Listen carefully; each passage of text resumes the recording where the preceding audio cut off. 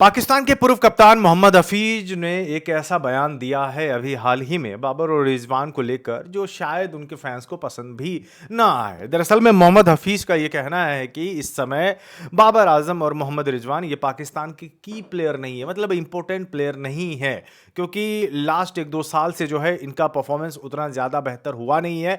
लेकिन सलमान अली आगा, हसन नवाज की उन्होंने तारीफ की है, बोला है कि अगर इस समय पाकिस्तान क्रिकेट में कोई बड़ा प्लेयर है, मैच विनर प्लेयर है, वो है आगा सलमान।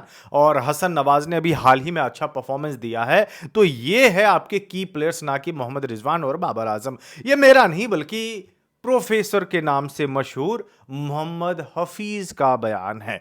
अभी हाल ही में सनाउल्लाह के साथ, पाकिस्तान के जर्नलिस्ट है, उनके साथ एक इंटरव्यू हुआ है मोहम्मद हफीज का, जिसमें पाकिस्तान क्रिकेट को लेकर उन्होंने तमाम सारी बातें भी की है। और इस दौरान जब पाकिस्तान क्रिकेट के डाउनफॉल को लेकर भी सवाल किया गया तो उन्होंने कहा है कि मोहसिन नकवी एज क्या बोलेंगे आप, पीसीबी चेयरमैन के तौर पे फिट नहीं बैठते हैं। और साथ में एडमिनिस्ट्रेशन की भी उन्होंने जमकर आलोचना की है, क्रिटिसाइज किया है और कहा है कि जो लोग अंदर बैठे हुए हैं वो ठीक नहीं है। और उनका मुख्य कारण ही यही है कि पाकिस्तान क्रिकेट का डाउनफॉल इसलिए भी हुआ है क्योंकि सही जगह पे सही बंदे नहीं अपॉइंट किया गया है।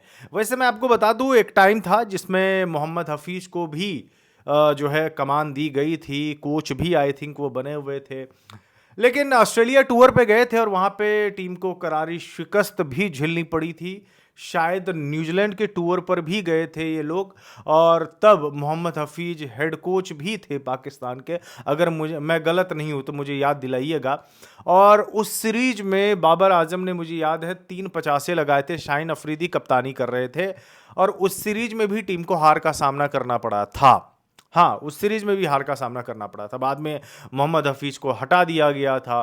तो कहने का ये मतलब है कि वैसे टीवी पे आके तो फॉर्मर क्रिकेटर्स पाकिस्तान के वो आए दिन बड़े बड़े बयान देते रहते हैं कि ये कर देंगे वो कर देंगे, लेकिन जब उसको कमान दी जाती है तो फिर वो भी टाइटा फिस्ट हो जाते हैं। क्योंकि बाहर बैठ के आप बाबर और रिजवान की आलोचना करेंगे कि इनको टीम से बाहर निकाल दो, लेकिन जब ये कोच बनते हैं या फिर जब इनको कमान दी जाती है तो ये वापस बाबर और रिजवान को ले आते हैं और उन्हीं के साथ क्रिकेट खेल रहे होते हैं। तो मतलब कहने का ये है कि एक बात पे कायम नहीं रहते हैं, और ऐसा एक बंदे की बात नहीं है, बहुत सारे ऐसे पाकिस्तान के फॉर्मर क्रिकेटर हैं जो कि टीवी पे आपको उनकी बात बहुत अच्छी लगेगी, लेकिन जब वो खुद कोच बनते हैं या फिर उनको कमान दी जाती है, कोई पोजीशन दिया जाता है सेलेक्टर का ही या सिलेक्शन कमेटी का वो मेंबर होता है, तो फिर वो भी वही काम करते हैं जो इस समय के कप्तान और कोच कर रहे होते हैं। तो खैर, ये तो चलता रहेगा। पाकिस्तान क्रिकेट इसी चीज़ के लिए तो मशहूर है कि जिस खिलाड़ी को होना चाहिए वो खिलाड़ी नहीं होते हैं,